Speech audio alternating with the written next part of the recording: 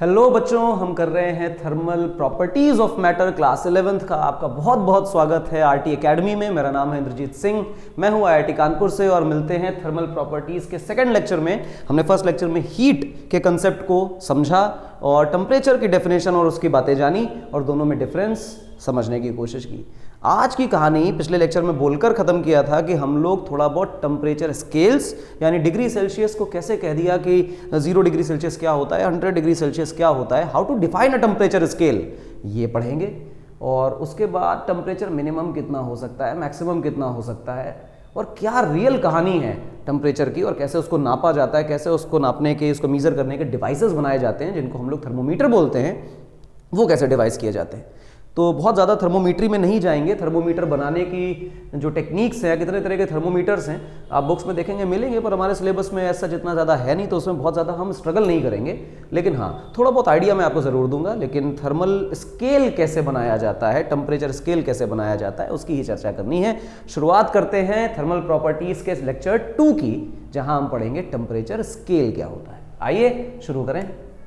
सबसे पहले सबसे कॉमन जो टेम्परेचर स्केल है उसकी चर्चा करें तो डिग्री सेल्सियस एक स्केल है, जो टेम्परेचर स्केल बड़ा कॉमन है।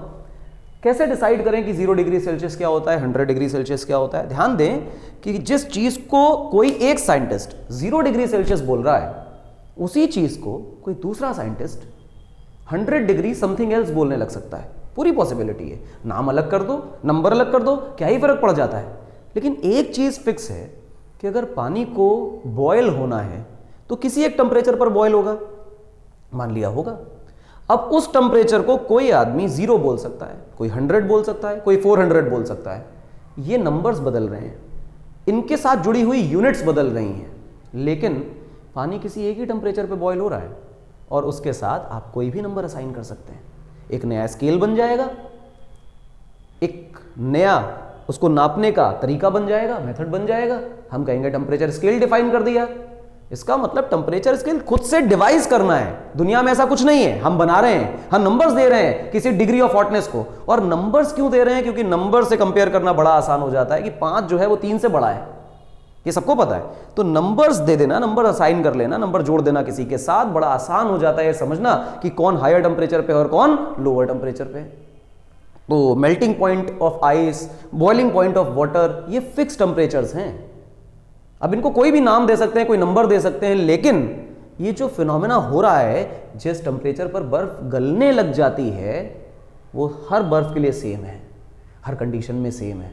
तो हमें क्या करना चाहिए? ऐसा फिक्स पॉइंट उठा लीजिए जो मेरे और किसी के चाहने से नहीं बदलता और उसको कोई एक नाम दे दीजिए। सेल्सियस साहब ने यही किया। उन्होंने कहा कि मेल्टिंग पॉइंट या फ्रीजिंग पॉइंट ऑफ आइस को और वाटर को इन्होंने जानबूझकर 0 डिग्री सेल्सियस नाम दिया और इन्होंने बॉइलिंग पॉइंट ऑफ वाटर को 100 डिग्री सेल्सियस नाम दिया। यही लिख देता हूं, ध्यान दें, 0 और 100 इन्होंने खुद चूज किया है। ये वेल डिफाइंड फलाना ढमकाना कुछ नहीं है। We choose this point to 0 degree Celsius, we choose this number to be 100 degree Celsius. It could be anything else. वो 0 की जगह -100 हो सकता था, या 100 की जगह +200 हो सकता था, कुछ भी हो सकता था, ऐसा डिफाइन किया। लेकिन एक बात तय है कि जो टेम्परेचर ये है वो इतना ही है। अगर इसको हम कुछ और भी बोल देते, इसका मीनिंग नहीं बदलता, उसी तरह इसका मीनिंग भी नहीं बदलता। मैं इसको इस वर्टिकल एक्सिस में ग्राफ की तरह प्लॉट करना चाहता हूं।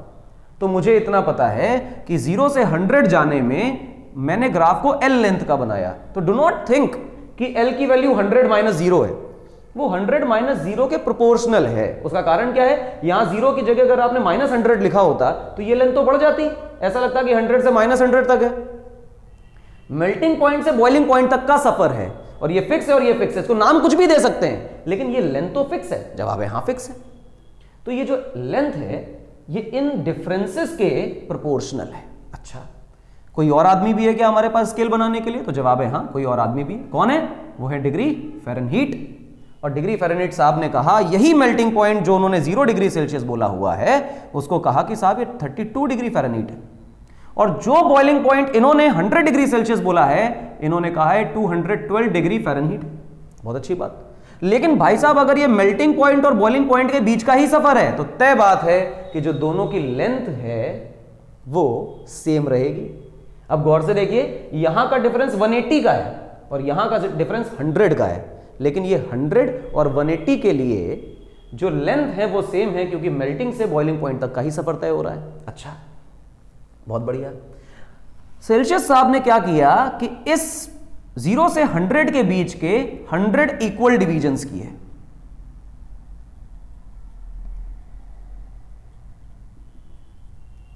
और ऐसे 1 सच डिवीजन को कहा 1 डिग्री सेल्सियस।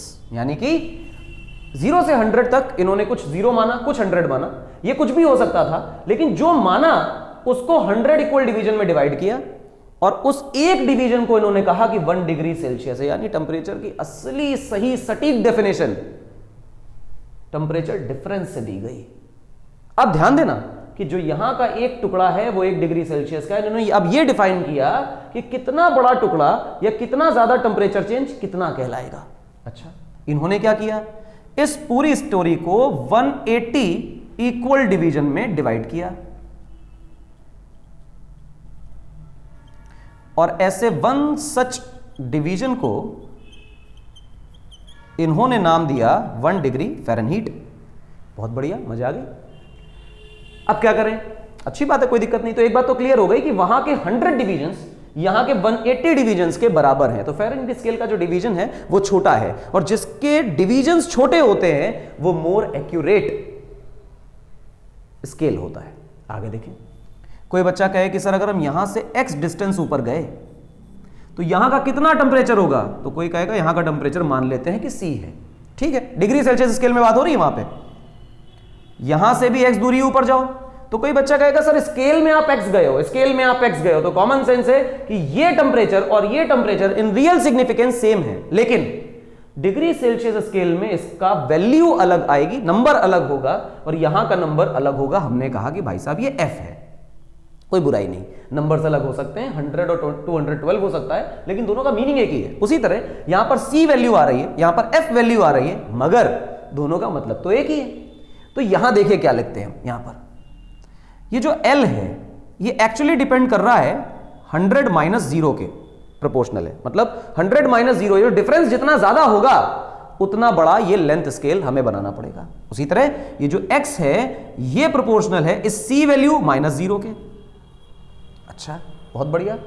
जितना बड़ा ये c ऊपर होगा, जितनी वैल्यू c की हम ज्यादा लेंगे लेंथ उतनी बड़ी हो जाएगी। तो c माइनस 0 के प्रोपोर्शनली तो x आया, बिल्कुल सिंपल। आइए देखिए, यहां पर भी हम कहेंगे कि सर जो L है वो पक्का पक्का 212 माइनस 32 के प्रोपोर्शनल है और जो x है साहब वो तो f माइनस 32 के प्रोपोर्शनल है। तो जवाब है हाँ, f माइनस 32 दिखाई दे रहा है। अब क्या करें, इन दो इक्वेशंस को डिवाइड करें। फर्स्ट डिवाइड हियर, इन दोनों इक्वेशन को डिवाइड करते हैं। तो हम लिखते हैं x डिवाइडेड बाई L। जो प्रोपोर्शनैलिटी कांस्टेंट आना है वो निपट जाएगा क्योंकि हम डिवाइड कर रहे हैं और एक ही जैसी इक्वेशन है तो दोनों में कांस्टेंट एक ही आएगा। तो देखिए क्या बना, लिखा गया c minus 0 divided by 100 minus 0। यही x by L second equation में करने की कोशिश करें, यानी फ़ारेनहीट स्केल में करने की कोशिश करें, तो मेरे पास आंसर आएगा f minus 32 divided by 212 minus 32। तो बेसिकली ये बन गया f माइनस 32 डिवाइडेड बाई 180। अब तुमको एक चीज दिखाई दी कि ये और ये तो एक ही बात है, क्योंकि x भी उतना ही है, l भी उतना ही है, x भी उतना ही है, l भी उतना ही है। उत्तरी तो ये दोनों इक्वेशन तो बराबर हैं, यानी इनके राइट हैंड साइड आपस में बराबर होंगे। तो हमने लिखा c by 100 is equal to f minus 32 divided by 180। 100 ये देखो 0 से 0 कैंसिल हुआ, बिल्कुल हुआ। फिर क्या किया जाए, कुछ खास नहीं। अगर इस 18 को ऊपर भेज दें तो ये 18 by 10 into C is equal to f minus 32 बचेगा। जी हाँ, इसको काटिए तो साहब ये 9 बाई 5 बचेगा। आपको पता चला जो f है वो 9 बाई 5c प्लस 32 है। ओहो हो, रिश्ता भी निकल आया। याद करो, ये वही फॉर्मूला है जो बचपन में आपने डिग्री सेल्सियस और फ़ारेनहीट के कन्वर्जन के लिए पढ़ा था, ये रटा था। आया कहां से है, ये है method. How to define a temperature scale, ये बहुत इंपॉर्टेंट है। और जब आप टेम्परेचर स्केल डिफाइन करते हैं तो जब आपको पता है कि हमने टेम्परेचर कैसे डिफाइन कर रखा है तो हम किसी और तरीके से भी डिफाइन कर सकते हैं, और क्योंकि कुछ फिक्स वैल्यूज हैं जिनका नंबर हम बदल सकते हैं, उनका मीनिंग नहीं बदलेगा, तो अगर वो सेम मीनिंग वाली दो वैल्यूज को हम कंपेयर कर दें तो दो डिफरेंट स्केल्स का कन्वर्जन हमें आ जाएगा। अब इसकी जगह पर अगर किसी नए टाइप के रामलाल टाइप का भी कोई अगर स्केल बनाया होता तो अगेन कन्वर्जन हो जाता। इसको गौर से देखना बच्चों, क्या लिखा जा रहा है, x बाई एल और x बाई एल बराबर किया गया। यहां देखो, ये डिग्री सेल्सियस स्केल का x बाई एल है और ये फ़ारेनहाइट स्केल का x बाई एल है। इन दोनों को हमने इक्वेट किया है, यानी कि x divided by L in degree celsius scale is equal to x by L in degree fahrenheit scale. इसका मतलब कोई और स्केल होता है, रेक्लाइन भी होता है, रूमर भी होता है, मान लो कुछ भी, व्हाटएवर, जो भी, मान लो हमने आरटी एकेडमी में हम पढ़ा रहे हैं तो ये आपके लिए बढ़िया लेक्चर्स लेके आ रही हैं। और ध्यान रखिए कि अगर आप करेंगे तो मानिएगा कि थर्मल प्रॉपर्टीज आपका सबसे स्ट्रॉन्ग पोर्शन हो जाएगा फिजिक्स में, अगर इस पूरी सीरीज को फॉलो करेंगे तो। देखते रहिए, मिस मत करिए। मान लीजिए कि ये x बाई एल है और ये किसी और स्केल में है, मान लेते हैं कि डिग्री आरटी एकेडमी स्केल में है, सबसे अच्छा स्केल है, और ये तो बराबर होने वाले हैं। हाँ, क्यों? क्योंकि x तो सबका सेम रहेगा और l भी सबका सेम ही है, तो टेम्परेचर में वैल्यूज बदल सकते हैं, जो नंबर हम असाइन कर रहे हैं वो चेंज हो सकते हैं, मगर दिमाग में क्या रखना है कि ये x वैल्यू और ये जो l वैल्यू है ये तो सबके लिए सेम है, यानी जो टेम्परेचर एक्चुअली है, जो वैल्यूज वहां पर हैं वो सेम ही हैं, उनके नंबर्स हम बदल दे रहे हैं। तो क्या सब में आपस में कन्वर्जन दिखाई दिए?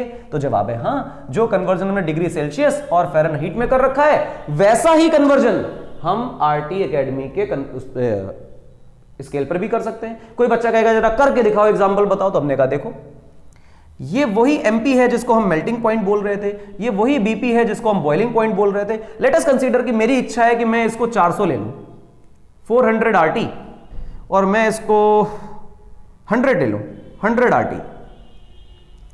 तो इसको कितने इक्वल डिविजन्स में डिवाइड किया जाए? तो मैंने कहा यार इसको डिवाइड करने का ना एक बिल्कुल सिंपल तरीका है कि इसको 300 इक्वल डिविजन्स में डिवाइड करो,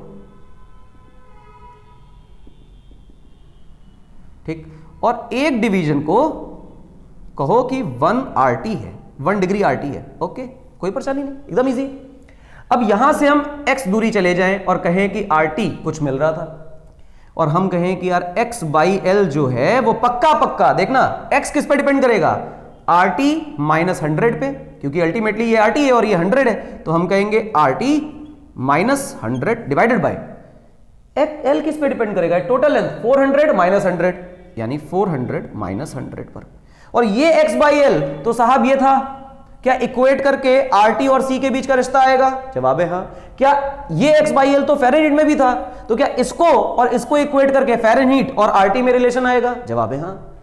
कोई भी स्केल आप डिफाइन करिए, कोई भी स्केल डिफाइन करिए, आप ऐसा कोई भी स्केल बना सकते हैं और किसी भी स्टैंडर्ड स्केल से उसका कन्वर्जन बता सकते हैं। तो बोर्ड क्योंकि भर गया है तो मैं थोड़ा यहां लिख देता हूं आपके लिए और बाद में स्क्रीनशॉट लीजिएगा।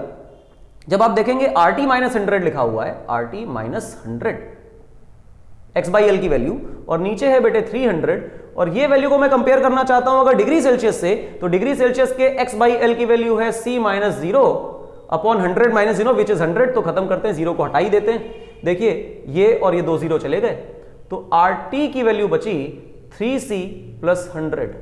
3C प्लस 100 का मतलब हुआ कि जितने डिग्री सेल्सियस का टेम्परेचर है उसके 3 टाइम्स से 100 ज्यादा RT की वैल्यू होगी सेम टेम्परेचर पर। कन्वर्जन आ गया, फ़ारेनहाइट में भी हो सकता है। This is how we really define temperatures. मगर अब बच्चा सोचेगा कि इस तरह से वैल्यू बदलती रह सकती है। जवाब है हाँ, स्केल्स बदल रहे हैं, वैल्यू बदलेगी, लेकिन बॉइलिंग पॉइंट तो नहीं बदल रहा है। तो हाउ कैन वी डिफाइन कि बॉइलिंग पॉइंट क्या होता है, and how can we define कि मेल्टिंग पॉइंट क्या होती है? इजी चीजें हैं, समय के साथ समझ आएगा। जब आपको बॉइलिंग यानी वेपराइजेशन और इवेपोरेशन का डिफरेंस समझाया जाएगा तो ये बहुत बेहतर तरीके से समझ आएगा। आई होप ये बातें क्लियर हो गई होंगी। और take a screenshot of this फटाफट, फिर आगे बढ़ें। आई होप हो गया होगा। आगे आते हैं।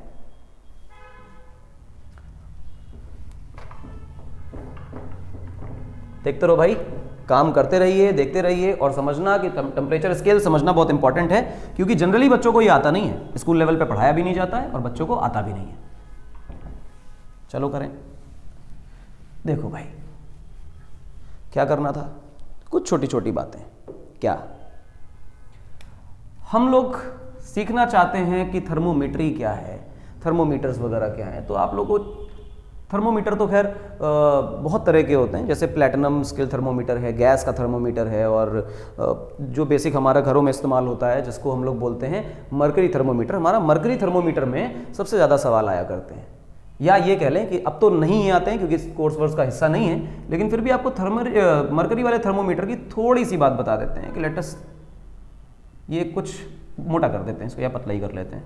मान लो कि ये थर्मोमीटर है, ठीक, ऐसा कुछ डिवाइस है थर्मोमीटर, इसमें भर रखा हुआ है हमने मरकरी नीचे से यहाँ से, और मरकरी के साथ की केस क्या है कि जब भी किसी बॉडी को गर्म किया जाएगा तो वो एक्सपैंड होती है। अगला टॉपिक अपना थर्मल एक्सपेंशन ही है, बस मैं इसमें थोड़ी सी बात बता देता हूँ थर्मल एक्सपेंशन की। बचपन में हम पढ़ चुके हैं थर्मल एक्सपेंशन क्या होता है।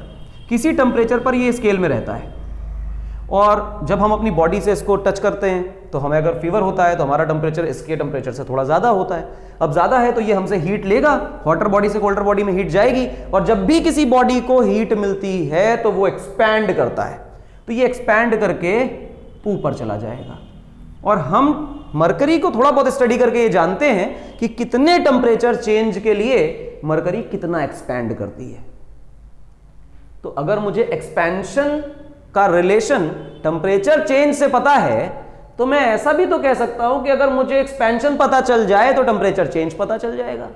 अभी धीमे धीमे हम ये बातें कर भी रहे होंगे कैसे टेम्परेचर बदलता है एक्सपेंशन से, लेकिन यहां का अगर मुझे एक्सपेंशन दिखा तो इसको अपनी कैलकुलेशन से थोड़ी देर में करेंगे हम टेम्परेचर चेंज की बातों में कन्वर्ट कर सकते हैं, और यहां पर एक पर्टिकुलर टेम्परेचर असाइन कर सकते हैं कि इस टेम्परेचर पर अगर कोई बॉडी होगी तो मरकरी यहां तक आ जाएगा, उससे कम टेम्परेचर पर होगी तो मरकरी यहां तक आ जाएगा, उससे कम टेम्परेचर पर होगी तो मरकरी यहां तक आ जाएगा, और कम पे होगी तो मरकरी यहां तक आ जाएगा। और जनरल जो नॉर्मल हमारे बॉडी का टेम्परेचर होता है अगर वहां तक है तो यहां रहेगा, अगर इसको और ठंडा कर दिया जाए तो कॉन्ट्रैक्ट कर जाएगा, थोड़ा सा नीचे आ जाएगा।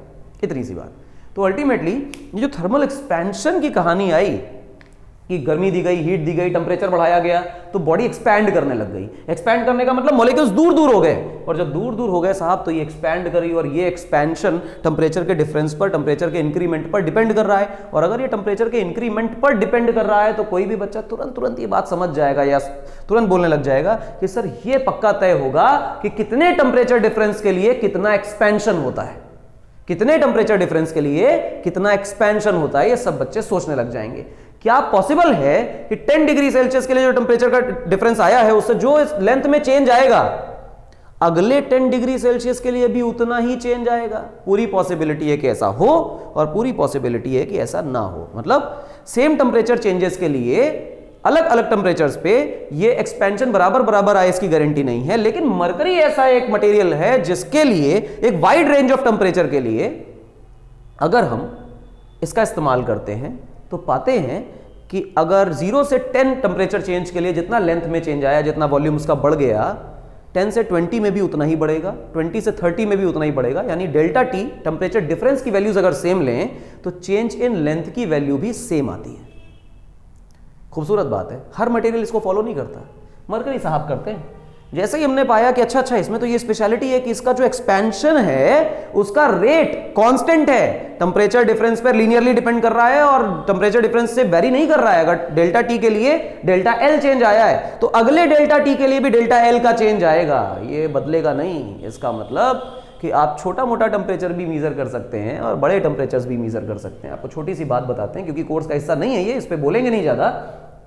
ये -40 या 50 डिग्री सेल्सियस के आसपास से 350 डिग्री सेल्सियस के आसपास, थोड़ा ऊपर थोड़ा नीचे, इतनी वाइड रेंज में टेम्परेचर्स को सही इतना तो नहीं कहेंगे बहुत एक्यूरेट, लेकिन जितना हमें डेली लाइफ में एक्यूरेसी चाहिए एटलीस्ट उतनी या उससे ज्यादा, ये इतने वाइड रेंज ऑफ टेम्परेचर के लिए टेम्परेचर को ठीक ठीक मेजर कर लेता है।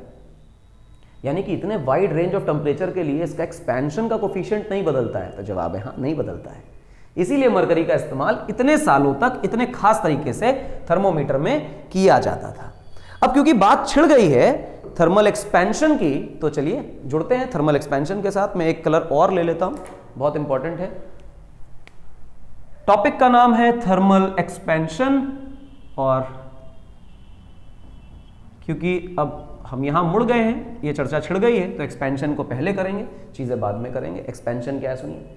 When a body is heated, जब भी किसी बॉडी को गर्म किया जाए तो होगा क्या, हम उसको हीट दे रहे हैं। हीट क्या है? एनर्जी है।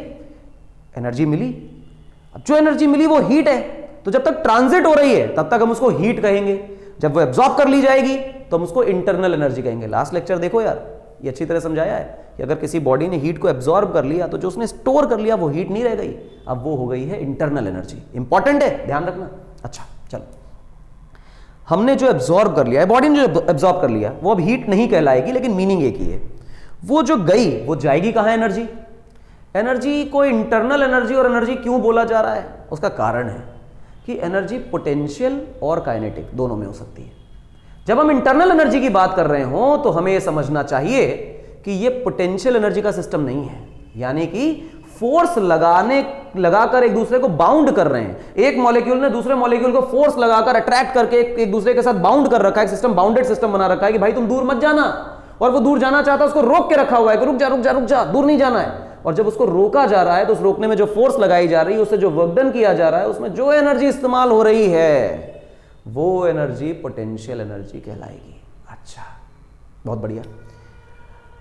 ऐसी एनर्जी में हीट कन्वर्ट नहीं होती है। हीट जाती है तो इंटरनल एनर्जी के फॉर्म में जाती है, यानी पोटेंशियल का कोई लेन देन नहीं, सारी की सारी एनर्जी मॉलिक्यूल्स की काइनेटिक एनर्जी में जाएगी। अच्छा, जब काइनेटिक एनर्जी में जाएगी तो कितनी तरह की काइनेटिक एनर्जी में जाएगी? तो हम लोग लास्ट लेक्चर में कर चुके हैं साहब कि काइनेटिक एनर्जी के 3 रूप हैं। पहला है ट्रांसलेशनल काइनेटिक एनर्जी, दूसरा है रोटेशनल काइनेटिक एनर्जी, और तीसरा है वाइब्रेशनल काइनेटिक एनर्जी। ट्रांसलेशन का क्या मतलब है? श्यू सीधे चले गए। What is vibration? ऑसिलेशन। इसको सिंपल हार्मोनिक मत समझना कि एसएचएम हो रहा है, हो भी सकता है, नहीं भी हो सकता है। दूसरे तरह के ऑसिलेशंस भी वाइब्रेशन ही कहलाते हैं। और रोटेटरी का जैसे पंखा घूमता है एक एक्सिस पर, तो 3 तरह से पार्टिकल अपने मोशन में हो सकता है, और हम कहते हैं कि ये जो काइनेटिक एनर्जी है ये 3 फॉर्म्स में हो सकती है। एक्चुअली वो काइनेटिक ही है, पर हम उसको 3 अलग अलग कैटेगरीज में डिवाइड कर देते हैं। तो मान लो कि कोई एक बॉडी है, मैं छोटा सा एग्जांपल आपको देता हूं। ऐसा, इसमें देखिए मॉलिक्यूल्स हैं, मैं बहुत बड़े बना रहा हूं, ये बहुत छोटे होते हैं, पर क्योंकि उतने छोटे बनाएंगे तो शायद बोर्ड भी नहीं भर पाएगा कभी, और लेक्चर खत्म ही हो जाएगा। तो देखते रहिए और कॉपी करते रहिए। डेफिनेशंस और बातें दिमाग में रहनी चाहिए, इनके बीच के कुछ ना कुछ इंटरमॉलिक्यूलर स्पेसेस भी हैं। लेट अस कंसीडर कि ये सॉलिड ही है साहब, ठीक, बढ़िया सॉलिड मटेरियल है। अच्छा, बहुत बढ़िया। अगर ये सॉलिड साहब हैं, किसी टेम्परेचर टी पर इनकी ये स्थिति है, ये कंडीशन है, इस हालत में जिंदा है, ठीक है भाई सॉलिड साहब, तुम बताओ कि तुम्हारे मॉलिक्यूल्स हिल रहे हैं कि नहीं हिल रहे हैं? तो कहेगा हाँ, रुके थोड़ी हैं, टेम्परेचर है, काइनेटिक एनर्जी है। Temperature is average kinetic energy पर मॉलिक्यूल। इसका क्या मतलब कि अगर टेम्परेचर है तो काइनेटिक एनर्जी तो है। अब काइनेटिक एनर्जी ट्रांसलेशन भी हो सकती है, रोटेशन भी हो सकती है, वाइब्रेशन भी हो सकती है, तीनों भी हो सकती है, कोई एक नहीं भी हो सकता है, कोई एक नहीं भी हो सकता है, कोई एक नहीं भी हो सकता है। अब सॉलिड्स के अंदर का क्या ड्रामा है कि बहुत सारे पास से बैठे हुए हैं, चिपक के, स्पेस नहीं है भागने का, तो दौड़ नहीं पा रहे हैं, तो ट्रांसलेशन बहुत कम है, लेकिन अपनी एक्सिस पे से घूम तो सकते हैं, तो रोटेशन तो है। दूसरा, वाइब्रेट तो कर ही सकते हैं, तो वाइब्रेट भी कर रहे हैं। तो ये दोनों तो सॉलिड्स में ज्यादा होती हैं। जैसे जैसे हम इसको हीट देंगे, हीट प्रोवाइड की गई, जब हीट प्रोवाइड करेंगे तो टेम्परेचर राइज करेगा, टेम्परेचर राइज करेगा तो साहब इसकी काइनेटिक एनर्जी बढ़ जाएगी, और अगर काइनेटिक एनर्जी बढ़ रही है तो ट्रांसलेशन भी बढ़ेगा, रोटेशन भी बढ़ेगा, वाइब्रेशन भी बढ़ेगा। हम ऐसा नहीं कह सकते कि जो हीट दी है वो ट्रांसलेशन में नहीं जाएगी, सिर्फ वाइब्रेशन में जाएगी। तीनों तरह की काइनेटिक एनर्जीज बढ़ेंगी। और थोड़ा थोड़ा सा एक इक्विपार्टीशन का लॉ है, लेकिन वो गैसेस के लिए ट्रू है, पर ये सब में बहुत रफ आइडिया के हिसाब से इक्वली डिस्ट्रीब्यूट होता है, या सही माना जा सकता है सॉलिड्स लिक्विड्स के लिए भी, कि जो एनर्जी दी जाती है वो जितने टाइप की काइनेटिक एनर्जी होगी उन सब में जाएगी, इक्वली डिवाइड होगी, रफली इक्वली डिवाइड होगी।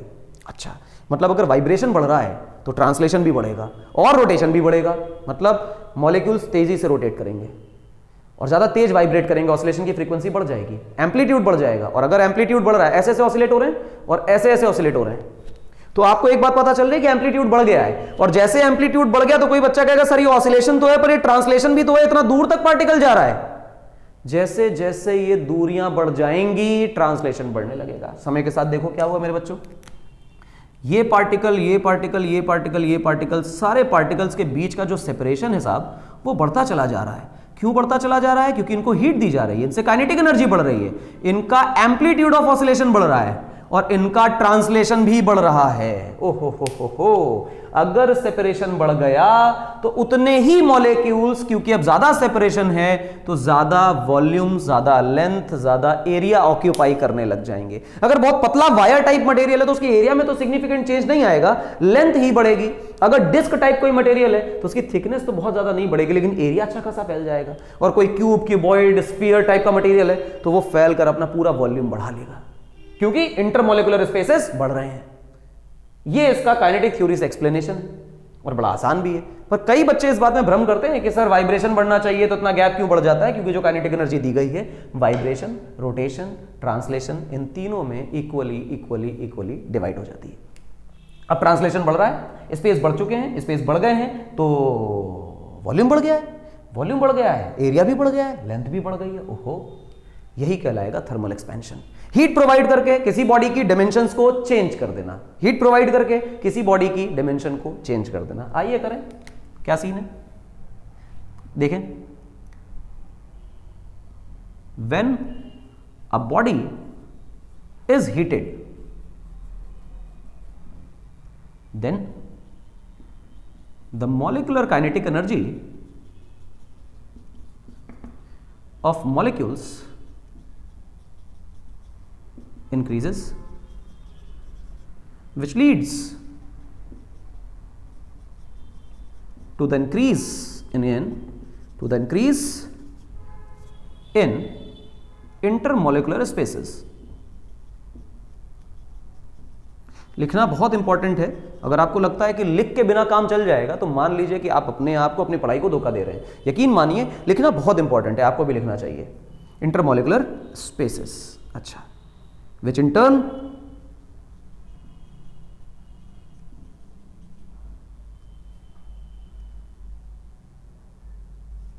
Creates expansion in dimensions. Dimensions में इसलिए लिख रहा हूं कि लेंथ, ब्रेड्थ, हाइट, तीनों साइड में, तीनों डायमेंशंस में, पूरे वॉल्यूम में उसका चेंज लाएगी। Dimensions of the bulk body. Bulk body क्यों लिख रहे हैं साहब आप? बल्क बॉडी लिखने का लॉजिक ये है कि कोई बच्चा ऐसा ना समझ ले कि एक दो मॉलिक्यूल की बात हो रही है। थर्मल प्रॉपर्टीज या फ्लूइड की मैकेनिकल प्रॉपर्टीज पढ़ लें, इलास्टिसिटी वाला पार्ट पढ़ लें, है ना, ये सारे जितने भी पार्ट हैं वो सब में बल्क मटेरियल की बात होगी। एक दो मॉलिक्यूल, 10 मॉलिक्यूल की चर्चा नहीं हो रही है। अगर हम इस मार्कर को भी गौर से देखें, इस पेन को देखें, तो करोड़ों अरबों मॉलिक्यूल्स इसके पास हैं। तो जब इतने लार्ज नंबर ऑफ मॉलिक्यूल्स होंगे तभी ये सारी कहानी पढ़ी जा रही है। तो गौर से देखें क्या हो रहा है, एक बॉडी को हीट दी जा रही है, उसकी मॉलिक्यूलर काइनेटिक एनर्जी बढ़ रही है, मॉलिक्यूलर काइनेटिक एनर्जी बढ़ रही है, उससे उनके बीच के इंटरमॉलिक्यूलर स्पेसेस बढ़ रहे हैं, जिनकी वजह से ओवरऑल उनकी डायमेंशंस में चेंज आ रहा है और हम कह रहे हैं कि वो थर्मल एक्सपेंशन है।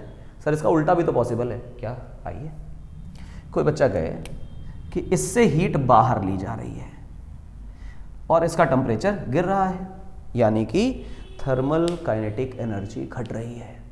अगर थर्मल काइनेटिक एनर्जी घट रही है तो सारे बच्चे क्लियर हो गए कि साहब ये तेजी से हिलेंगे भी नहीं, दूर तक भी नहीं जाएंगे, रोटेट भी धीमे होंगे।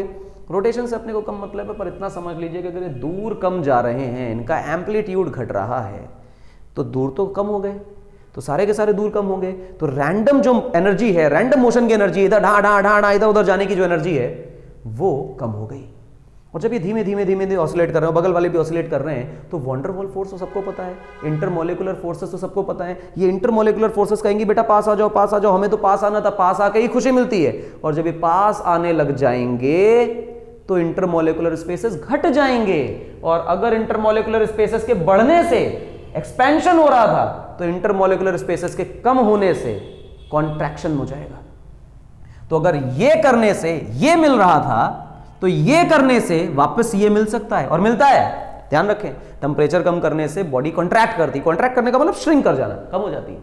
और अगर हम किसी बॉडी को हीट देते हैं, टेम्परेचर इंक्रीज करते हैं, तो वो एक्सपैंड कर जाती है। ये होता है सच में। कैसे पता आपको? कोई एग्जाम्पल है आपके पास? डेली लाइफ में कहां इसका इस्तेमाल है? खूब सारा है। आइए, एक तो सबसे पहला अभी 2 मिनट पहले हम लोगों ने चर्चा करी मरकरी थर्मोमीटर की। मरकरी थर्मोमीटर की करी तो मजा आ गया और पता चला कि यहाँ एक्सपेंशन का ही केस था। एक बचपन में केस पढ़ाया जाता है, कोई बच्चा कहेगा पता नहीं क्यों पढ़ा रहे हो फालतू की बातें, लेकिन ध्यान रखें ये इतना बड़ा डेली लाइफ एग्जाम्पल है कि अगर ये ना होता तो हमारी ट्रेनें ना चलती। आप इसको बहुत छोटा 6, 7, 8 में पढ़ा दिए जाने वाला एग्जाम्पल मत समझें। ये मान लीजिए कि डेली लाइफ की कुछ बहुत ऐसी बातें जिन पर हम ध्यान नहीं देते या जिनको बहुत छोटा कंसेप्ट समझ लेते हैं, लेकिन वो कितने इंपॉर्टेंट है, उनका इंपैक्ट कितना बड़ा है, आपको ये समझना चाहिए। पटरियों के बीच में स्पेस छोड़ा जाता है इसलिए कि जब वो गर्मियां आएंगी तो लोहे के मॉलिक्यूल्स दूर हो जाएंगे, दूर होंगे, इंटरमॉलिक्यूलर स्पेसेस बढ़ेंगे, उससे वो थर्मली एक्सपैंड करेगा, और अगर वो एक्सपैंड करेगा तो बेटा ये ऐसे हो जाएगा और ये भी ऐसे हो जाएगा, और जब एक दूसरे से टकरा जाएंगे और फर्दर उनको एक्सपैंड करना है तो कोई ना कोई ऐसा वक्त आएगा जब ये ऐसे टेढ़े हो जाएंगे, और जब ये टेढ़े हो जाएंगे तो हमारी पटरियां टेढ़ी हो गई, ट्रेन उस पर आ रही है और पटरी क्योंकि मुड़ चुकी है तो ट्रेन उस पर चढ़ेगी और पलट जाएगी। तो एक्सीडेंट को रोक रहा है ये। हमें पता है कि एक्सपेंशन से कुछ हो सकता है, तो हमने कहा यार एक काम करो, चिपका के रखने की बजाय दूर रखो, और सफिशिएंट दूर रखो। कितना सफिशिएंट दूर रखो? एटलीस्ट इतना सफिशिएंटली दूर रखो कि जितना भी एक्सपेंशन होना है, एक्सपैंड होने के बाद भी एक दूसरे से टकरा ना पाए। हमें कैसे पता है इतना एक्सपेंशन होगा? अरे थोड़ा बहुत स्टडी कर लो भाई आयरन को, कि हमारा टेम्परेचर सर्दियों में इंडिया के अंदर 2 डिग्री 3 डिग्री सेल्सियस तक रहता है और गर्मियों में 40-45 46 तक चला जाता है, तो 60 70 80 डिग्री सेल्सियस तक की बातें कर लें तो उतना तो टेम्परेचर नहीं जाता। हाँ तो यार जितना टेम्परेचर 60 70 80 डिग्री सेल्सियस पर जितना मैक्सिमम एक्सपैंड हो सकता था उतना एक्सपैंड कराने के बाद भी अगर वो टच ना करें तो इतनी दूरी पर उनको रख दिया जाए, इससे चीजें बची रह जाएंगी। तो अब बात आती है इस बात को स्टडी करना कि हमारा आयरन वाला मटेरियल, हमारा कॉपर का मटेरियल या कोई भी दूसरा मटेरियल कितना एक्सपैंड करता है, ये किन किन बातों पर डिपेंड करता है। तो हम यहां पढ़ने जा रहे हैं लीनियर एक्सपेंशन, सुपरफिशियल एक्सपेंशन और वॉल्यूम एक्सपेंशन, सॉलिड्स में, लिक्विड्स में, गैसेस में। गैस के एक्सपेंशन की अगर हम थोड़ी बहुत चर्चा करें तो उसको थर्मोडायनेमिक्स में ही सीखेंगे, यहाँ सॉलिड्स और लिक्विड्स पे ठीक ठाक डिस्कशन करते हैं। तो मेरे हिसाब से बातें ठीक ठाक समझ आई होंगी, why solid expands and why liquid expands. Noted down फटाफट। आइए हम मटेरियल्स की चर्चा करें, और ध्यान दें कि फिजिक्स पढ़ने वाले और पढ़ाने वाले, इन पे रिसर्च करने वाले उन कंडीशंस पे बहुत ज़्यादा फोकस करते हैं जो कंडीशंस हमारे काम की हैं, उनको गौर नहीं करते उन बातों पे जो हमारे काम के नहीं है। छोटा सा एग्जांपल देता हूँ, आपको समझ आएगा कि हाउ स्मार्ट ये हमारे फिजिक्स के टीचर्स होते हैं या फिर प्रोफेसर्स होते हैं। देखें एक वायर है, ठीक, मैं आपको बहुत मोटा वायर बना के दिखा रहा हूँ। इस वायर को आप मानिए कॉपर वायर, और कॉपर वायर की जो एरिया है क्रॉस सेक्शन का, इसको आप मान लीजिए कि ये 0.1 मिलीमीटर स्क्वायर है। अब क्योंकि आप 11th के बच्चे हैं इसलिए आपको देखकर ये समझ आता है कि जो डायमेंशन लिखी है हमें इसे समझना है और इमेजिन करना है, इसे लेना है, ना कि जो डायग्राम बना। अगर इतना पतला बनाएंगे तो दिखेगा नहीं बेसिकली, इसलिए मोटा बनाया गया। अच्छा, और ये जो लेंथ है साहब, ये लेंथ जो है वो 100 मीटर्स है, 100 मीटर का वायर है। तो सारे बच्चे कहेंगे सर इसका जो एरिया है वो तो एकदम लल्लू इग्नोरेबल है। क्यों? क्योंकि 100 मीटर का वायर है, बहुत बड़ा वायर है, लेकिन पतला कितना ज्यादा है। अब जब इसको गर्म किया जाएगा तो इसकी तीनों डायमेंशंस बढ़ेंगी, एरिया भी बढ़ेगा क्रॉस सेक्शन का और लेंथ भी बढ़ेगी। क्योंकि एरिया पहले ही इतना छोटा है तो उसमें क्या ही चेंज आ जाएगा, लेकिन लेंथ जितनी बड़ी है इसमें चेंज काफी ज्यादा आएगा। तो पूरी पॉसिबिलिटी है कि जो लेंथ का चेंज है वो सिग्निफिकेंटली दिखाई दे और एरिया का चेंज इतना नन्हा सा हो कि वो सिग्निफिकेंटली दिखाई ना दे। ओके, इसका मतलब ऐसे समय पर हो तो वॉल्यूम में ही एक्सपेंशन रहा है, मगर हमें कोशिश करनी चाहिए कि सिर्फ और सिर्फ लेंथ के एक्सपेंशन को पढ़ें और कुछ ना पढ़ें। अच्छा, बहुत बढ़िया। हम कहेंगे कि लीनियर एक्सपेंशन की बातें होने लग गई हैं। लीनियर एक्सपेंशन मतलब सिर्फ और सिर्फ लेंथ बढ़ रही है, एरिया बढ़ रहा है, इग्नोर कर रहे हैं। अच्छा, एक बढ़िया सी डिस्क है आपके पास, ऐसे, इसकी कुछ रेडियस है, इसकी कुछ थिकनेस है टी। थिकनेस को मान लेते हैं वही 0.1 मिलीमीटर और डिस्क को मान लेते हैं रेडियस को 1 मीटर की। बहुत बड़ा तवा है आपके पास और बहुत पतला है, इसको गर्म करें तो शायद ये फैल के काफी बड़ा हो जाएगा, लेकिन इसकी जो थिकनेस है उसमें कोई चेंज नहीं आएगा, या ये कह लें कि जो चेंज आएगा वो शायद आपको दिखाई नहीं देगा। लॉजिक क्या है, वो पहले से इतना पतला है, क्या ही बढ़ जाएगा। तो ध्यान रखें कि ओरिजिनल डायमेंशंस पर चीजें डिपेंड करती हैं। अगर थिकनेस पहले से कम है, बहुत कम है, तो इसमें चेंज भी बहुत कम आएगा, और अगर थिकनेस ज्यादा है, ये रेडियस ज्यादा थी, तो इसमें चेंज भी ज्यादा आएगा। तो इस रेडियस के कंपैरिजन में थिकनेस में कोई खास चेंज नहीं आया। We can ignore the change in the thickness. तो सिर्फ रेडियस बढ़ी, और रेडियस बढ़ा तो एरिया बढ़ा। अगर एरिया बढ़ा और थिकनेस को हमने इग्नोर किया तो वॉल्यूम का चेंज हम कंसीडर नहीं कर रहे हैं, हम सिर्फ और सिर्फ एरिया का चेंज कंसीडर कर रहे हैं। और अगर हम एरिया का चेंज कंसीडर कर रहे हैं तो हम लिखेंगे सुपरफिशियल एक्सपेंशन।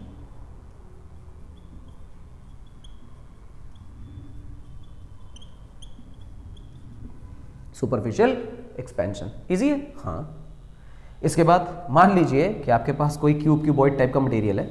ये सबसे छोटे छोटे एग्जांपल्स हैं इसलिए आपको दे रहा हूं। इसको गर्म किया गया तो मेरे हिसाब से 3 डायमेंशंस में इसकी कोई डायमेंशन मैंने इग्नोरेबल नहीं बनाई है। 1 मीटर 1 मीटर 1 मीटर ले लीजिए, कोई इग्नोरेबल नहीं है। तो सब में बराबर बराबर या ऑलमोस्ट आसपास का चेंज आएगा। अगर सब में ऑलमोस्ट आसपास का चेंज आ जाएगा तो ये कुछ इस प्रकार का डब्बा बन जाएगा, बड़ा हो जाएगा। अगर ये डब्बा बड़ा हो गया तो हम तो इग्नोर नहीं कर पाएंगे यार इसमें किसी को, तो कोई दिक्कत नहीं, ना कर पाए, हम कहेंगे वॉल्यूम में एक्सपेंशन हो रहा है। तो नई चीज पढ़ रहे होंगे वॉल्यूम एक्सपेंशन। आई होप आपको सारी बातें समझ आई होंगी कि एक्सपेंशन को कैसे पढ़ना है और कब कौन सा एक्सपेंशन लेना है। वायर टाइप के मटेरियल में लीनियर एक्सपेंशन, डिस्क टाइप के मटेरियल में नॉट नेसेसरी वो सर्कुलर ही हो, किसी भी तरह की हो सकती है, शीट होनी चाहिए, शीट टाइप के मटेरियल में सुपरफिशियल। और अगर कोई बल्की मटेरियल है जिसमें कोई डायमेंशन इग्नोरेबल नहीं है तो वॉल्यूम एक्सपेंशन पढ़ना चाहिए। आई होप ये बातें क्लियर हैं। अगला टारगेट लीनियर एक्सपेंशन पे धावा बोलने का है, यानी कि पूरी ताकत से अटैक करेंगे लीनियर एक्सपेंशन को समझने में। आज के लेक्चर को यहाँ रोकते हैं, टाइम बाउंडेशन है, और हम लोग थोड़ी थोड़ी देर के लिए मिलेंगे हर दिन, हर रोज एक आधे घंटे के आसपास का लेक्चर हम लोग कर रहे हैं। और इस आधे घंटे के लेक्चर को अगर आप पूरी सीरीज इस महीने देखेंगे तो पाएंगे कि थर्मल एक्सपेंशन आपका मोस्ट स्ट्रॉन्ग या स्ट्रॉन्गेस्ट मटेरियल हो चुका है, स्ट्रॉन्गेस्ट पोर्शन हो चुका है। बहुत शानदार पढ़ाऊंगा, ध्यान रखना। लीनियर एक्सपेंशन अगले लेक्चर का एजेंडा है। सुपरफिशियल भी करेंगे, वॉल्यूम भी करेंगे, और इनकी डिटेल डिस्कशन करेंगे, ढेर सारे बढ़िया बढ़िया सवाल भी लगाएंगे। मिलते हैं अगले लेक्चर में, तब तक के लिए टाटा बाय बाय। फॉलो करते रहिए। मेरा नाम है इंद्रजीत सिंह, तब तक के लिए धन्यवाद।